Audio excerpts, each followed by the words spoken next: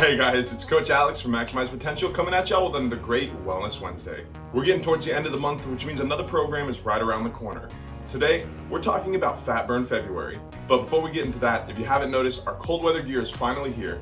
We've got sweaters, we've got sweatpants, we've got beanies, and we've got a good assortment of hoodies.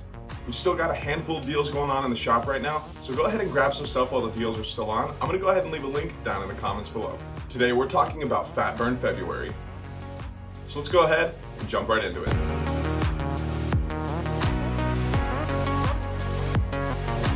All right, y'all, so like I said, January is just about finished, which means that we have another program right around the corner.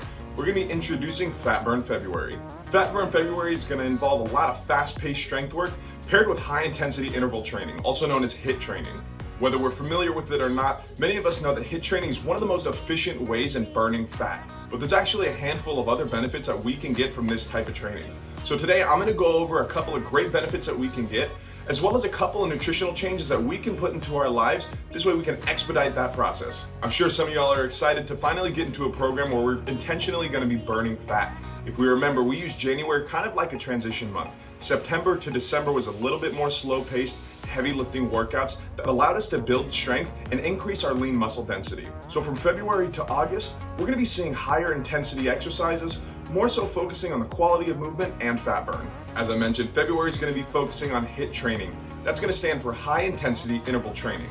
Traditionally speaking, high intensity interval training uses a 20-second interval where an exercise will be done for 20 seconds, then you'll be given a 10-second rest and repeated for as many rounds as we give. Now we will do some slight modifications with this where we will have 20-second, 30-second, and 40-second rounds. Though of course we will make sure to give y'all sufficient rest in between. Now to understand how this works, we have to know that there are two broad ways that we can burn energy. We can burn energy anaerobically or aerobically. Now with anaerobic work, this is going to include anything up to about 30, maybe 45 seconds depending on how our anaerobic endurance is. Anaerobic exercise does not require oxygen in order to burn calories. So think about intense exercises like sprints or med ball slams. In that short time, our heart rate ideally is going to be skyrocketing up to that 80, maybe 90% max. Now aerobically speaking, this is going to be anything surpassing that 45 seconds or so. Anything aerobic is going to heavily require oxygen in order to burn energy. So think about hiking, long walks, or even distance running.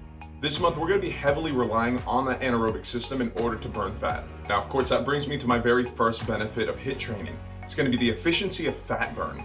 Now, in order to burn fat quickly and efficiently, we have to maintain about 70 to 80% of our heart rate max for about 12 to 15 minutes. Now, these minutes don't have to be consecutive minutes and can be easily done within a 30-minute HIIT session.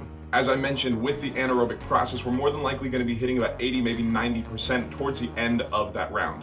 However, we will be spending close to 30 seconds, maybe a minute, in that fat burn range as our heart rate goes up. Then as we rest, our heart rate is slowly going to come on down and spend about another minute in that burn range. Not only are we going to burn for the duration of the workout, but we're going to enter something called the afterburn stage, where we gain about a 9 to 11% boost in our metabolic capabilities. Meaning if your basal metabolic rate is around 2,000 calories, you're likely to burn an extra 200 calories over that next 24 to 36 hour recovery period. So hell yeah, HIIT training is going to be fantastic for that fat burn. But what about some of the other benefits that we can get? Well, as you can imagine, this is going to be really great for our cardio health. A 2015 study found that HIIT training led to significantly improved cardiovascular fitness in all adult subjects and had shown improvements in individuals with lifestyle-induced cardiovascular diseases. So this is going to include things like high blood pressure, obesity, heart failure, or coronary artery disease. Another study found that HIIT programs of 1 month or longer effectively improved cardiovascular fitness in adolescents and led to a moderate improvement in body composition. And as we should know, body composition is the one thing that we should care about the most. Remember, it's not all about the total number on that scale, but the composition of it. In addition to increasing our cardiovascular health, we're also going to find a lot of metabolic changes. HIIT training significantly lowers insulin resistance compared to normal weight training and leads to decreased fasting blood glucose levels. This in turn is going to help increase weight loss.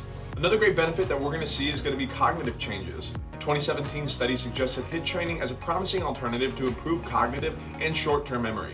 as opposed to more traditional means of memory improvement like brain games or puzzles. Now, the most important thing that we have to remember when it comes to working out and seeing progress within ourselves is going to be our nutrition. Nutrition is going to account for about 80% of the progress and gains that we want to see. So it doesn't always matter how much we burn in the gym if we're just going to go home and out-eat what we just burned. So to expedite that process and make sure that we do it correctly, here's a couple of nutrition tips. Make sure that you have a sufficient amount of carbs. Now, of course, this number is going to be different for everybody, but we have to have carbs as they're going to be our primary fuel source. These workouts are going to be rather intense, and like I said, with carbs being that main fuel source, we have to have enough to be able to get all the way through that aerobic activity. And arguably, the most important tip here, make sure that we are getting enough protein. Now, when I say enough protein, I truly do mean I want us to try to be hitting about a 1-to-1 ratio of body weight to grams of protein. So for example, I weigh about 200 pounds, so I will be having to hit close to about 200 grams of protein a day. Now, I completely understand that some of y'all may be thinking, oh my God, how am I gonna be getting this much protein? But this is where supplements come into play. Things like protein powders and protein bars are gonna be super useful during this time. We have to remember that carbs and fat are gonna be our fuel source. Protein is rarely used as a fuel source, and we need it. It is required for recovery. As we work out and damage our muscles, ideally we're going home and eating a good meal high in protein. That protein is going to be broken down into amino acids. And amino acids are the building blocks of our bodies. Without amino acids, we cannot grow muscle and we cannot recover correctly. In addition, increasing our protein intake is actually going to help us burn more calories. The thermic effect of food is defined as how much energy we need to break down a specific macro. This is why whenever we eat something high in protein, we're usually full for longer periods of time. Of the 3 macros, protein is going to be the hardest one to break down, meaning that we are going to have to use more energy, burn more calories in order to break it down. Anyway, y'all, that's about all I got for us today. I hope we learned something new. If you have any questions about nutrition or would like further information, we'll be hosting a nutrition seminar on February 26th at 10 a.m. here at the gym. Follow us on our social media on Facebook or Instagram, and you will see a post sometime in the near future, so make sure to get your tickets soon because it will be limited. Like I mentioned earlier, our cold weather gear is here. Those deals are still going on, so make sure to grab some stuff while the deals are still on. Remember, y'all, this is always a conversation, so don't forget to leave a like, comment down below with anything that you learned, any questions that you may have, or suggestions for future content that you want to see. But other than that, I'm Coach Alex. Y'all be good, drink some water, and I'll see y'all in the next one.